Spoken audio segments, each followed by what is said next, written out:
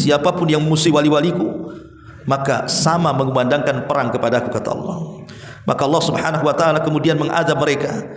Dan Allah Subhanahu wa taala katakan dalam surah Yasin selanjutnya, "Wa ma anzalna ala qaumihi min ba'dihi min jundim minas sama wa ma kunna munzilin. In kanat illa sayhatan wahidatan fa idzahum khamidun." Dan setelah itu, maksudnya setelah Habibun Najjar meninggal, disusul dengan para nabi yang diutus juga meninggal, maka kami tidak menurunkan satu pasukan langit pun kepada kaumnya, dan kami tidak perlu menurunkannya. Jadi Allah mulai murka. Tapi Allah katakan, aku tidak akan menurunkan pasukan langit dengan ribuan, jutaan, bahkan miliaran malaikat untuk menghancurkan negeri itu. Allah katakan tidak perlu. Cukup Allah utus satu saja, malaikat Jibril. Apa yang terjadi? Tidak ada siksa terhadap mereka melainkan dengan satu teriakan saja. Jibril diperintahkan oleh Allah untuk berteriak satu teriakan. Apa yang terjadi?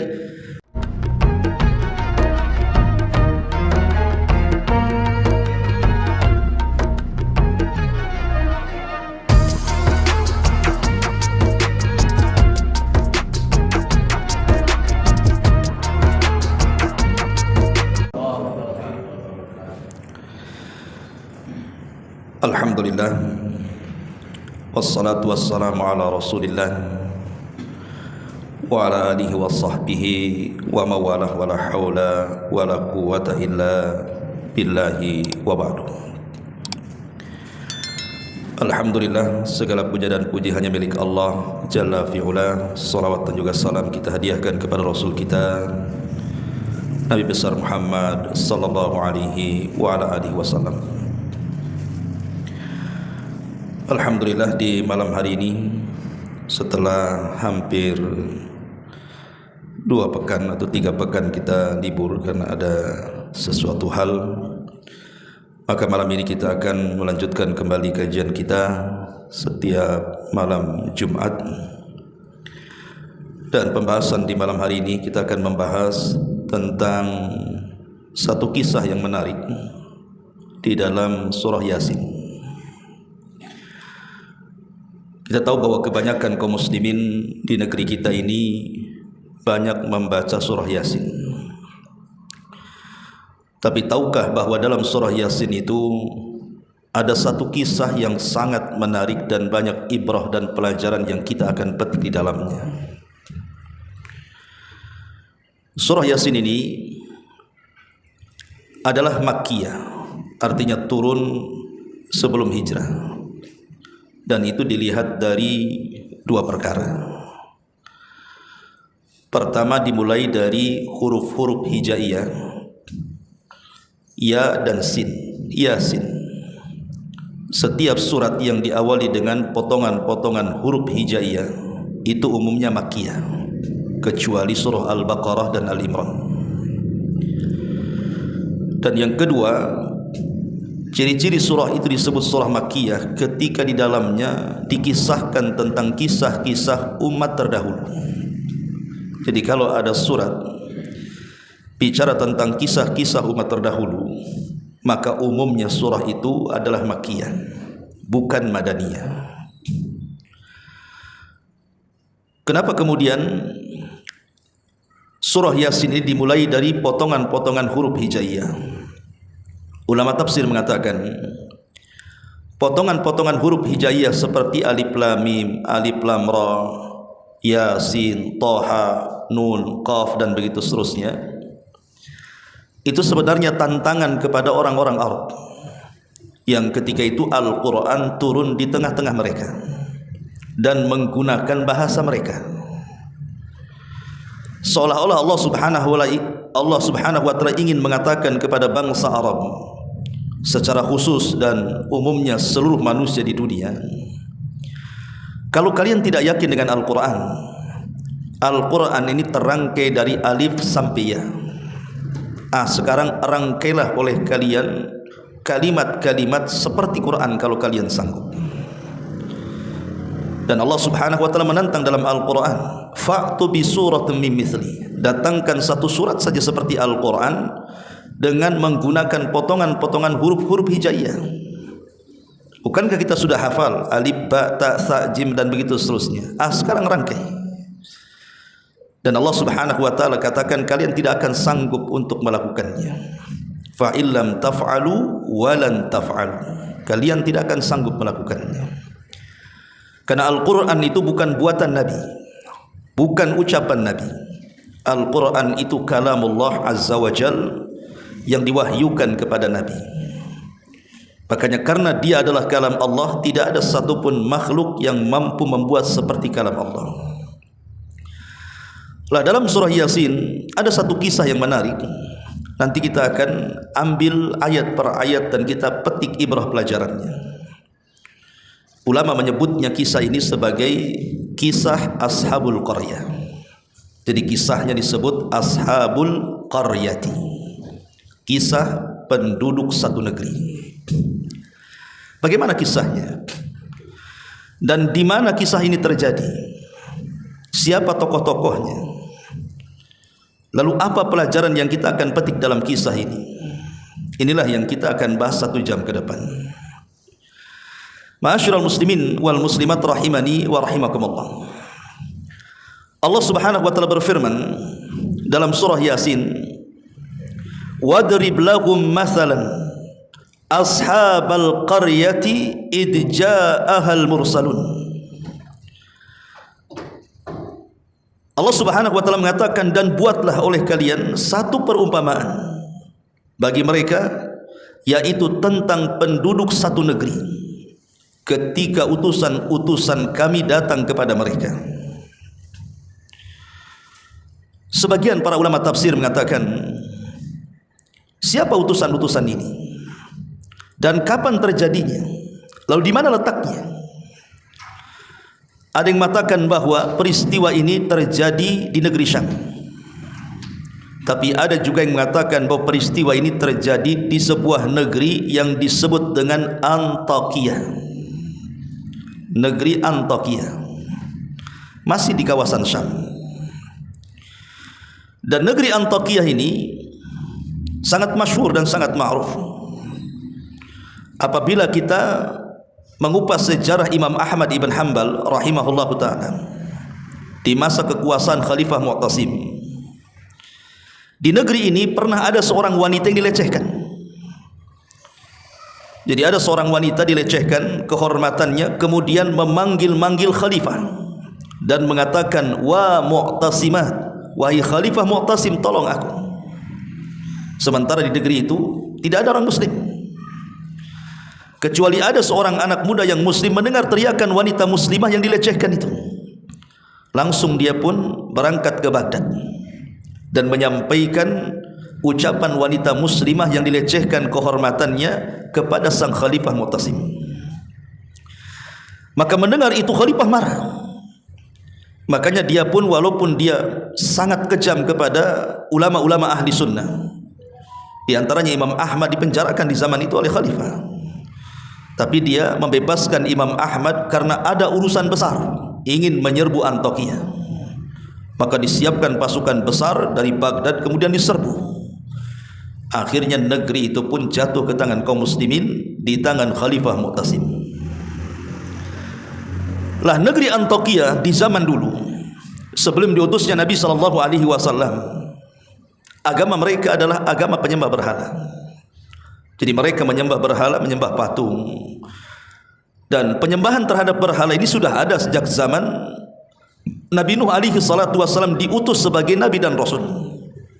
Ketika kaumnya menyembah sebagian berhala yang mereka sebut dengan Suwa, Yaghus, Nasr dan begitu seterusnya, yang Allah katakan, la tadharunna waddan wala suwa'an wala yaghutha wa ya'uqa wa nasra.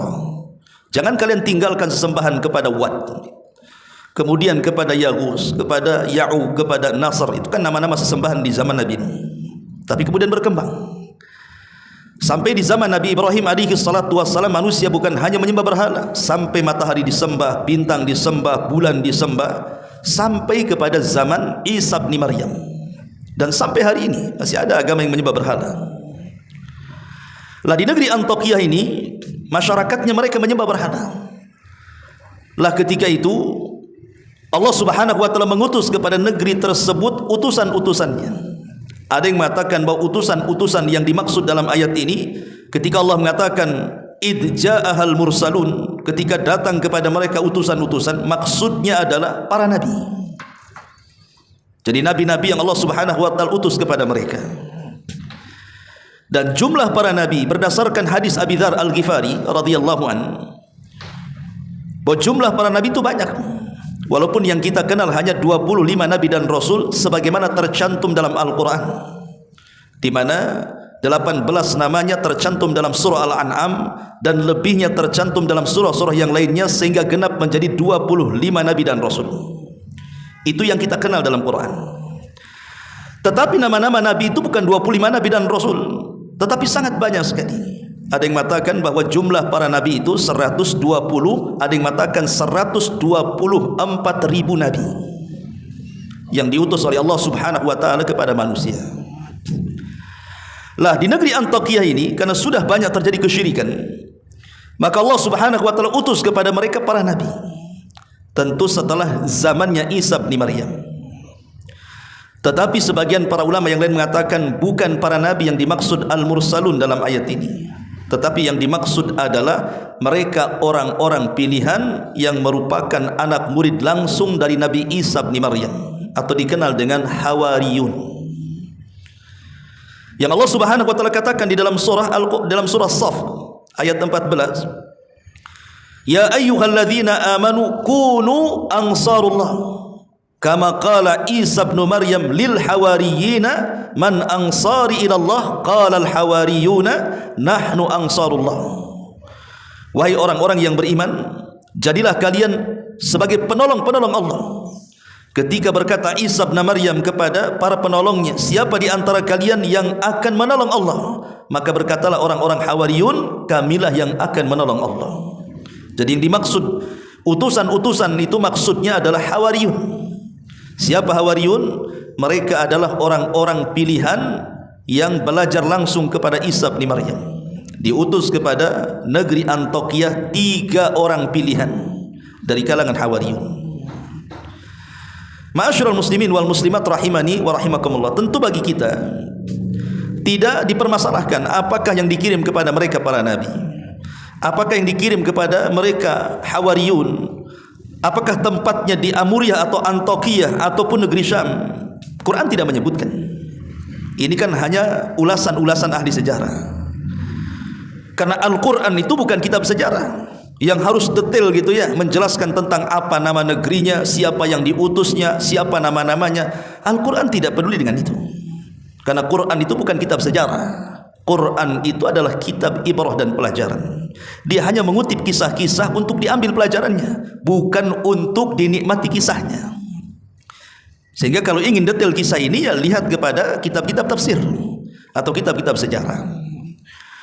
Ma'asyiral muslimin wal muslimat rahimani wa rahimakumullah.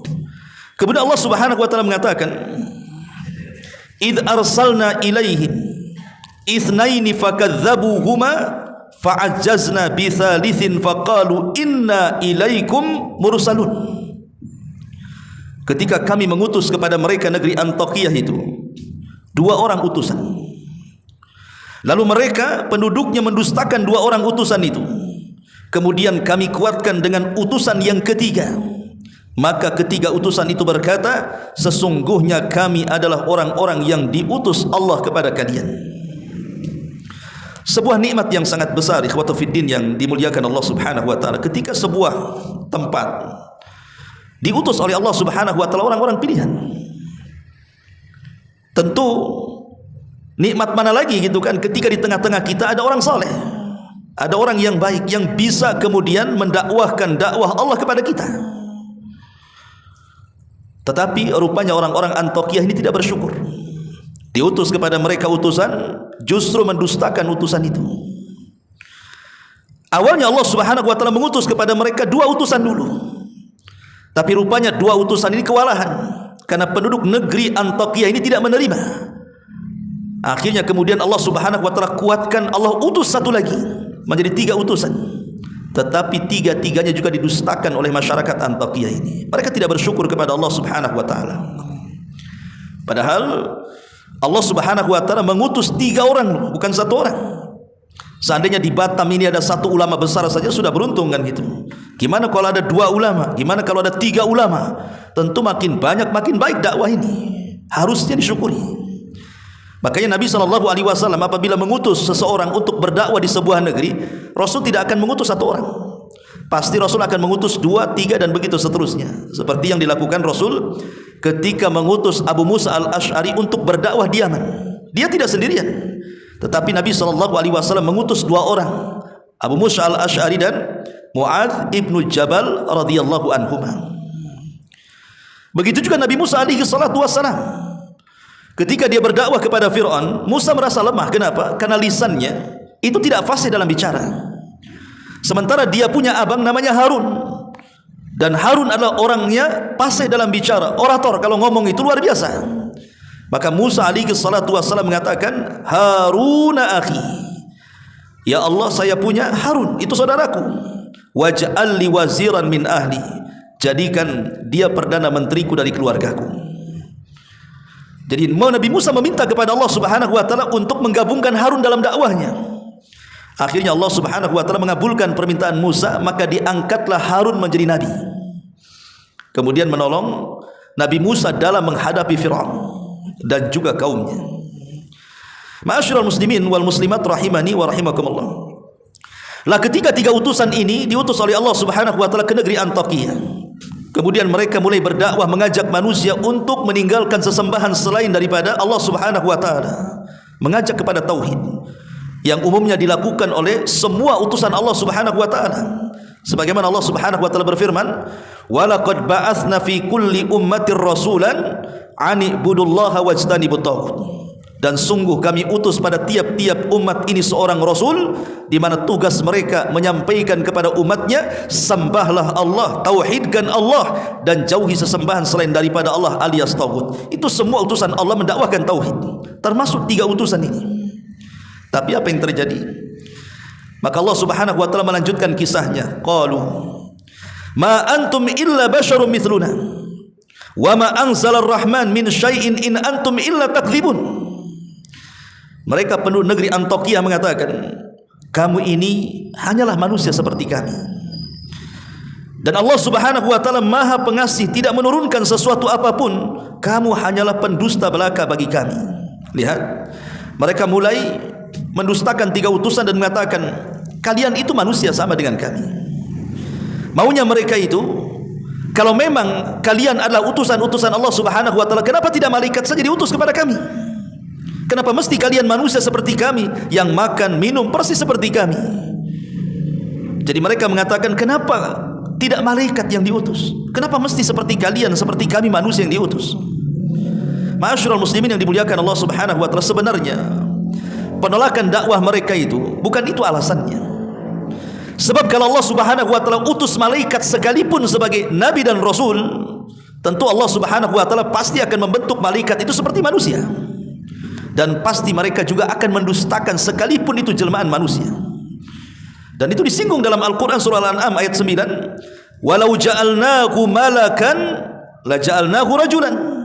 Seandainya kami jadikan Rasul itu malaikat, tentu kami akan bentuk malaikat itu seperti manusia, kata Allah. Sebab kalau seandainya malaikat dalam bentuk aslinya diutus kepada manusia, siapa yang akan mengikuti malaikat?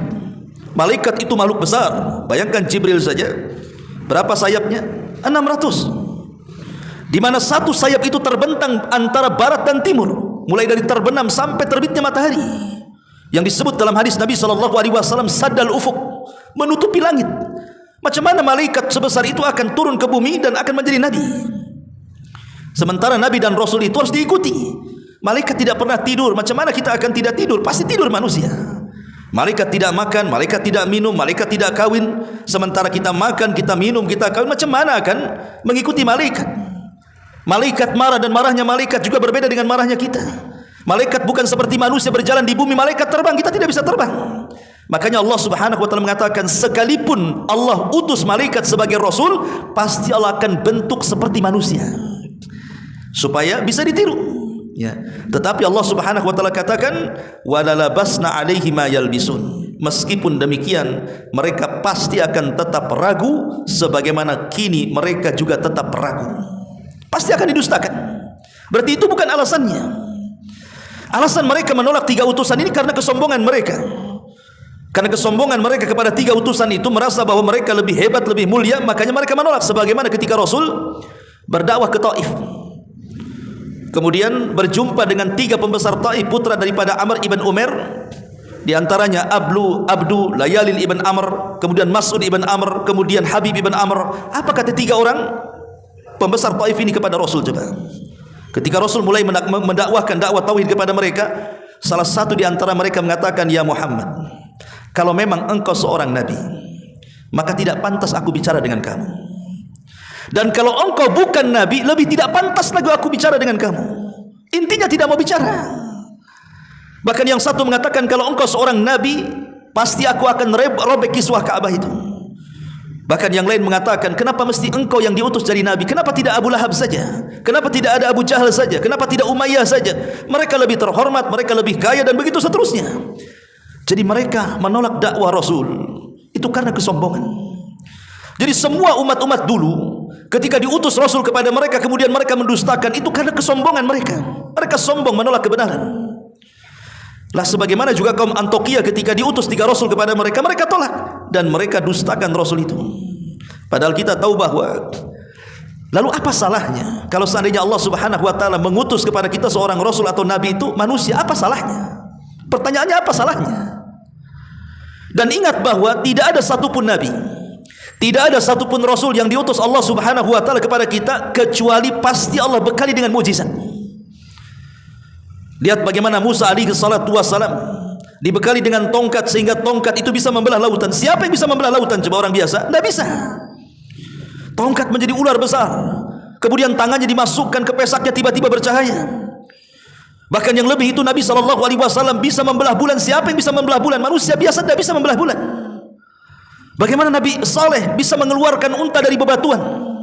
Dan banyak sekali mukjizat yang Allah Subhanahu wa taala anugerahkan kepada Nabi dan Rasul, sekalipun mereka manusia.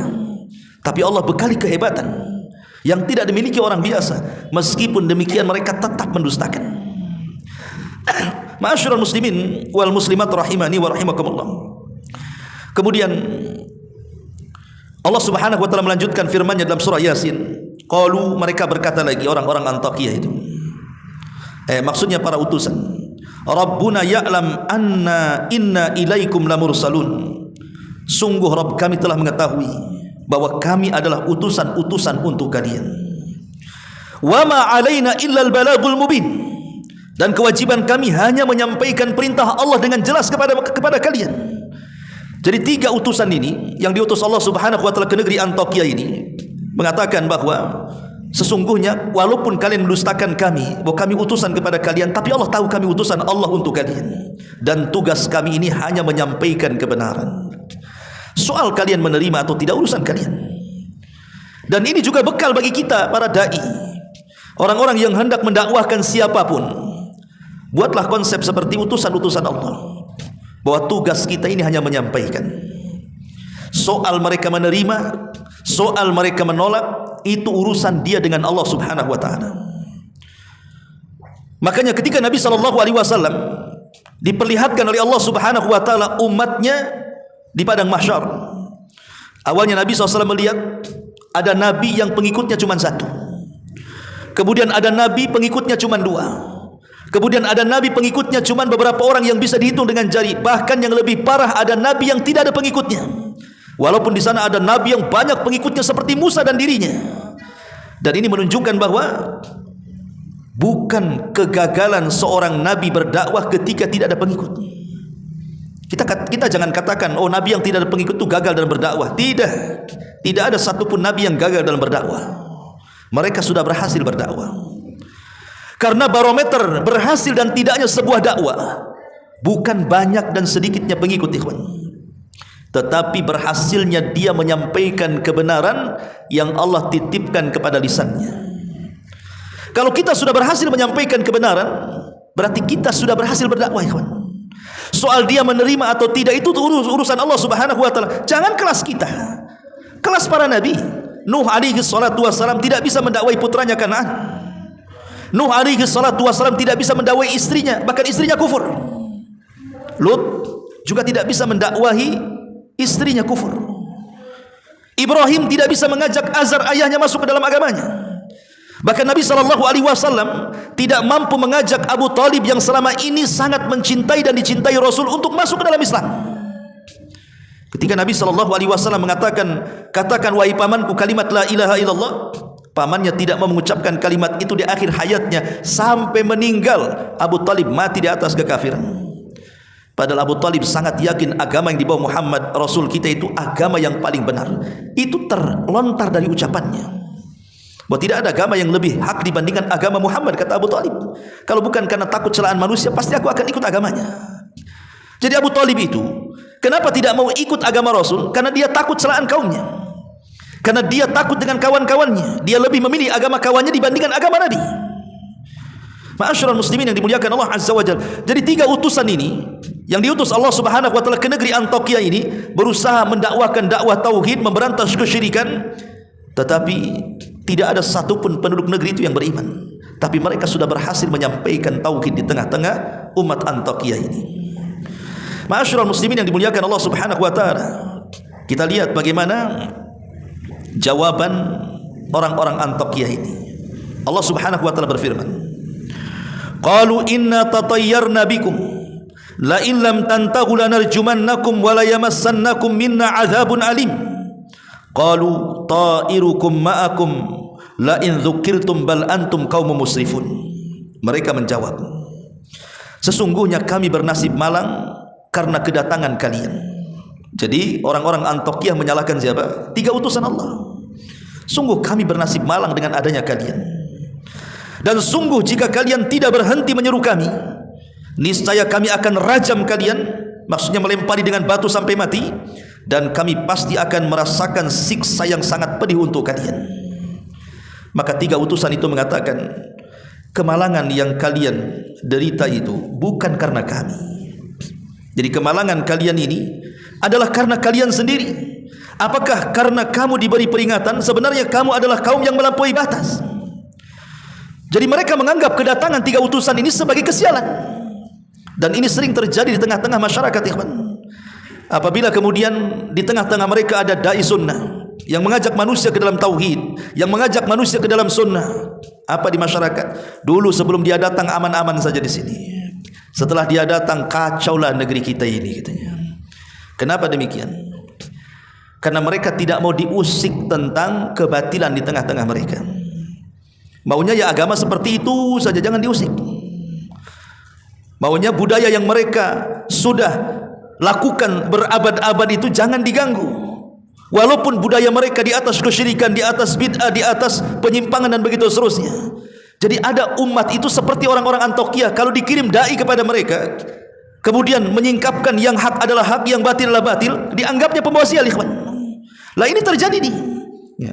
Jadi mereka mengatakan inna tatayyarna bikum, gara-gara kalian, katanya kami sial, katanya. Karena tatayyur itu diambil dari kalimat burung. Di zaman Nabi, di zaman jahiliyah sebelum diutusnya Nabi SAW, orang-orang jahiliyah itu kalau mereka hendak berdagang entah ke Syam, Palestina ataupun ke Yaman, maka mereka tidak akan berangkat sampai mereka menerbangkan burung. Kalau burung itu mengarah ke Syam, maka mereka tidak akan berangkat, karena ini tidak hoki, pasti mengalami kerugian. Maka mereka akan berusaha menerbangkan burung kembali besoknya. Kalau masih mengarah ke Syam, mereka tetap tidak akan berangkat, karena ini membawa kesialan. Tapi kalau berikutnya burung itu diterbangkan kemudian mengarah ke Yaman, barulah mereka berangkat. Kenapa? Karena mereka meyakini kalau burung itu terbang ke arah Yaman, berarti dagang mereka akan membawa keuntungan, membawa hoki. Inilah yang disebut dengan tatayyur, artinya untung buntungnya itu karena menerbangkan burung, maka disebut tatayyur. Itu di zaman jahiliyah, kan? Tapi tatayyur ini kemudian berkembang, bukan hanya lewat burung saja, kan? Di zaman kita ini kemana-mana larinya. Sampai dulu ke burung perkutut, suaranya kalau suara tertentu, wah ini bawa hoki. Banyaklah orang merawat burung perkutut. Kemudian hilang pula budaya perkutut, datang pula ke ikan lohan. Makin besar nong-nongnya katanya, depannya itu ya, itu makin hoki katanya. Tidak selang lama hilang pula lohannya. Datang pula apa itu? Bunga janda bolong atau apa? Kalau punya bunga itu bawa hoki katanya. Hilang janda bolong, datang janda rapat katanya. Masyarul muslimin yang dimuliakan, macam-macam sampai ke angka 23, angka sial, sampai nabrak kucing bawa sial, sampai melihat sesuatu bawa sial, nengok binatang di jalan bawa sial, sampai ke burung-burung gagak apa semua bawa sial. Itu disebut tatoyur namanya. Ya. Lah di sini orang-orang Antiokhia ini menyalahkan 3 utusan itu. Mereka tatoyur dengan kedatangan kami jadi sial katanya di sini. Na'udzubillah, ikhwatu fillah, muliakan Allah Azza wa Jalla. Allah mengutus orang terbaik kepada mereka, mereka menganggap sial pula keberadaan mereka. Makanya kemudian dibantah oleh 3 utusan ini, qalu ta'irukum ma'akum la in dzukirtum bal antum qaumun musrifun. Tidak, kesialan kalian itu datang dari diri kalian. Bukan kami yang datang membawa kesialan, tapi kesialan itu datang dari diri kalian karena kalian umat yang melampaui batas. Ma'asyiral muslimin wal muslimat rahimani wa rahimakumullah. Maka mulailah kemudian mereka mendakwahkan tauhid, kemudian mengalami penyimpangan dari kaumnya, bahkan mulai kaum Antiokhia menyakiti 3 utusan ini. Ketika kemudian 3 utusan ini mulai disakiti, mulai diintimidasi, mulai disudutkan dalam dakwahnya, rupanya kabar 3 utusan yang didustakan oleh umat Antiokhia ini kedengaran kepada orang yang sangat soleh di zaman itu, namanya Habibun Najjar. Jadi kisah surah Yasin itu disebut mukmin ala Yasin. Ada seorang yang beriman dari keluarga Yasin namanya Habibun Najjar. Jadi kisah dalam surah Yasin ini sebenarnya mengkisahkan tentang seorang laki-laki yang soleh di sebuah negeri namanya Habibu An-Najjar. Makanya Allah Subhanahu wa taala melanjutkan firman-Nya, wajaa min aqsal madinati rajulun yas'a qala ya qaumi tabi'ul mursalin. Dan datanglah dari ujung kota seorang laki-laki namanya Habibun Najjar dengan bergegas, dan dia berkata kepada kaum Antiokhia, wahai kaumku, kenapa kalian menolak 3 utusan itu? Ikuti utusan-utusan itu. Kenapa kalian sakiti utusan-utusan itu? Ya. Habibun Najjar ini dikisahkan dalam biografinya oleh sebagian ulama sejarah. Dia ada yang mengatakan bahwa dia adalah namanya Habib ibn Israil. Tapi ada juga yang mengatakan Habibun Najjar al-Antaki, atau dikenal dengan Habibullah. Jadi Habibun Najjar ini dia orang miskin, bukan orang kaya raya, tidak. Ada yang mengatakan dulunya adalah pemahat patung, pemahat berhala. Kemudian dia taubat dan beragama dengan syariat Nabi Isa bin Maryam. Kemudian setelah Isa diangkat ke langit, maka dia pun bersembunyi dalam gua dan beribadah kepada Allah Subhanahu wa taala. Sampai ketika mendengar ada 3 utusan didustakan di Antiokhia, dia keluar dari gua, kemudian bergegas mendatangi negeri Antiokhia itu. Ma'asyiral muslimin yang dimuliakan Allah Subhanahu wa taala, bahkan Nabi SAW mengatakan, walaupun ada sebagian mengatakan hadisnya lemah, bahwa ada 3 manusia yang disebut dengan as-siddiqun, pencinta kebenaran. Pertama, seorang laki-laki yang beriman dari keluarga Ahlu Yasin. Dialah Habibun Najjar yang terdapat dalam surah Yasin ini. Kemudian yang kedua, seorang yang beriman dari keluarga Fir'aun namanya Hazkiah. Kemudian yang ketiga, Ali bin Abi Thalib radhiyallahu anhu. Itulah yang disebutkan 3 orang yang disebut as-siddiqun, para pencinta kebenaran. Yang Allah Subhanahu wa taala katakan, ulaika ma'al ladina an'ama Allahu 'alaihim minan nabiyyin was-siddiqin wasyuhada'i was-salihin. Mereka orang-orang yang diberikan nikmat oleh Allah dari kalangan para nabi dan para siddiqin. Dan 3 orang yang paling siddiq adalah Habibun Najjar, kemudian Hazkial, dan Ali bin Abi Thalib radhiyallahu anhu. Sekali lagi, walaupun riwayatnya dilemahkan para ulama. Maka Habibun Najjar ini dengan kelemahannya, sendirian lagi, coba bayangkan, dia menghadapi satu kota dengan raja yang zalim, dengan masyarakat pendusta para nabi. Dari sini ada pelajaran besar ikhwatu fiddin, bahwa dakwah itu tidak mesti harus kaya. Bahwa berdakwah itu tidak mesti harus memiliki kekuatan, tidak harus memiliki kekuasaan. Kita bisa berdakwah dengan lisan, kan? Bukankah Nabi SAW mengatakan, man ra'a minkum munkaran falyughayyir biyadi, fa illam tastati fa bilisani, fa illam tastati fa biqalbi, wa dzalika adaful iman. Kalau kalian melihat kemungkaran di hadapan kalian, cegah dengan kekuatan kalian. Kalau tidak sanggup, cegah dengan lisan kalian. Kalau tidak sanggup, cegah dengan hati kalian, walaupun itu selama-lamanya iman. Habibun Najjar mengajarkan kepada kita dakwah dengan lisan. Dan Allah Subhanahu wa taala mengatakan, "Wa man ahsanu qaulan mimman da'a ilallah." Siapa lagi ucapan yang paling indah melebihi orang yang mengajak manusia ke jalan Allah Subhanahu wa taala, ikhwan. Jadi Allah mengatakan, orang yang mengajak manusia ke jalan Allah adalah manusia yang paling indah ucapannya. Di masyarakat, orang yang paling indah suara itu ya mungkin para penyanyi, ya kan, para musisi, para pedangdut, ya. Oh, itu mantap-mantap suaranya. Itu di masyarakat. Padahal dalam Islam justru itu suara terburuk dalam Islam itu. Karena biasanya nyanyian-nyanyian, musik-musik itulah yang menghalangi manusia dari kebenaran, yang menghalangi manusia dari Quran. Tetapi orang-orang yang mendakwahkan dakwah kebenaran, itulah suaranya paling indah di hadapan Allah Subhanahu wa taala. Makanya Allah mengatakan, "Wa man ahsanu qaulan." Tidak ada ucapan yang paling indah, suara yang paling indah mimman da'a ilallah, dibandingkan orang yang mengajak manusia ke jalan Allah. Tapi apa yang terjadi? Banyak para dai itu justru ditolak di masyarakat. Suaranya tidak indah dianggap di telinga-telinga mereka, kan. Justru ada orang yang tersakiti dengan dakwahnya para duat, padahal mereka adalah suaranya paling indah. Apa yang dilakukan oleh Habibun Najjar ini ketika mendengar bahwa 3 utusan itu mulai disakiti, diintimidasi, bahkan ada ancaman pembunuhan, maka dia keluar menuju negeri tersebut, kemudian mengatakan, ittabi'ul mursalun, ikutilah utusan-utusan itu. Ittabi'u man la yas'alukum ajra wa hum muhtadun, ikutilah orang yang tidak meminta imbalan kepada kalian, dan mereka adalah orang-orang yang mendapatkan petunjuk. Wa ma liya la a'budul ladzi fatarani wa ilaihi turja'un, dan tidak ada alasan bagiku untuk tidak menyembah Allah yang telah menciptakan aku, dan hanya kepadanya lah aku dikembalikan. Attakhid min dunihi alihatan iyuridnir rahman bidurrin la tughni anni syafa'atuhum syai'a wa la yunqidhun inni idzan la fi dhalalim mubin inni amantu bi rabbikum fasma'un. Mengapa aku akan menyembah Tuhan-Tuhan selain Allah? Jika Allah yang Maha Pengasih menghendaki bencana kepadaku, pasti pertolongan mereka tidak berguna sama sekali bagiku, dan mereka juga tidak menyelamatkan aku. Seolah-olah Habibun Najjar ini menyinggung berhala-berhala orang-orang Antokiyah itu. Ngapain kalian sembah berhala itu? Jika Allah Subhanahu wa taala menghendaki sesuatu, berhala-berhala itulah tidak bisa apa-apa.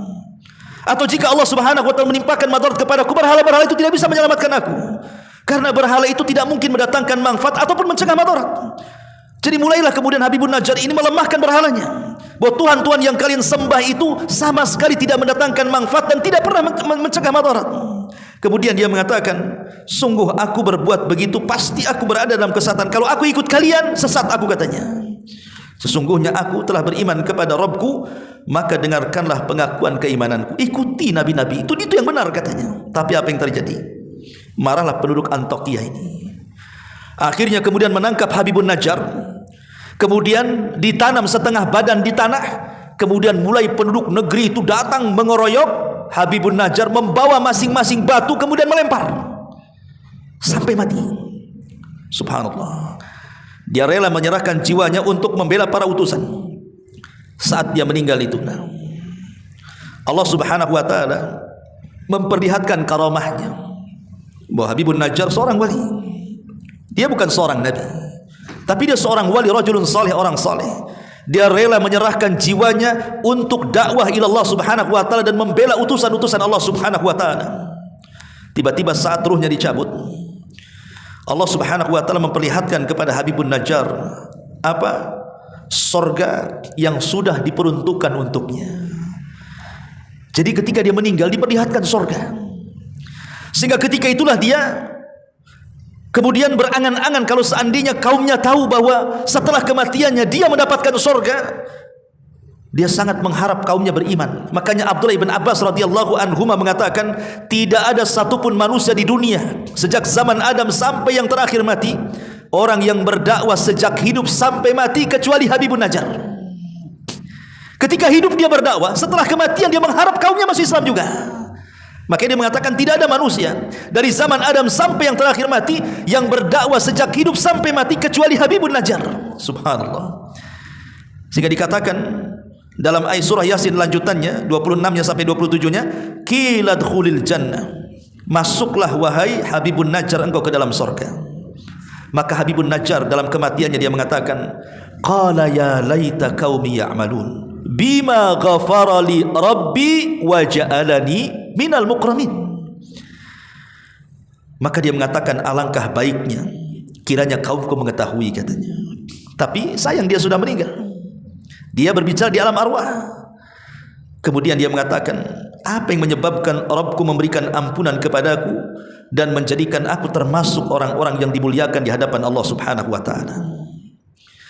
Ma'asyiral muslimin wal muslimat rahimani wa rahimakumullah. Ketika kemudian Habibun Najjar ini bunuh dengan cara sadis, dirajam sampai mati. Dan tidak ada yang mustahil orang-orang yang kemudian mereka menginginkan sesuatu untuk supaya orang-orang hidup itu tahu.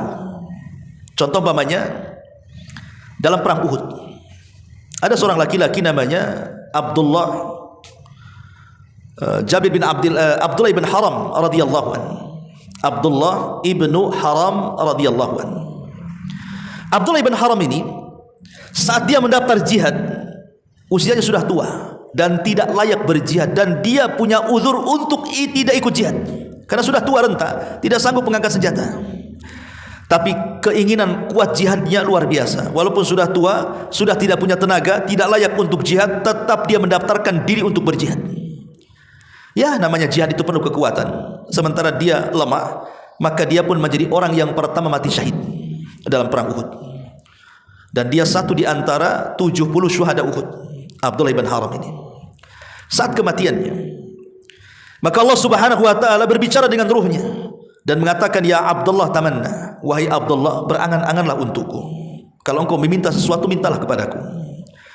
Maka Abdullah ibn Haram mengatakan, ya Rabb, aku hanya berangan-angan satu, kembalikan aku ke dunia supaya aku bisa berjihad kedua kalinya dan aku bisa mati syahid kedua kalinya untukmu ya Rabb. Jadi dia punya angan-angan ingin kembali ke dunia. Tapi Allah mengatakan, wahai Abdullah, tidak mungkin orang mati hidup lagi. Orang mati itu sudah urusannya sendiri-sendiri. Maka Abdullah ibn Haram mengatakan, ya Rabb, kalau begitu, kalau ini perkara mustahil, aku tidak bisa kembali ke dunia, sampaikan saja kepada anakku Jabir dan sampaikan kepada kaum muslimin posisiku di hadapanmu.